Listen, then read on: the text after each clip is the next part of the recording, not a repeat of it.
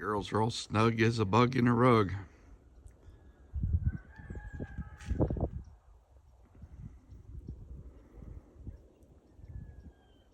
It's almost 8 o'clock in the morning, Tuesday morning, January 21st, the day after President Trump gets signed in as our president for the 47th president.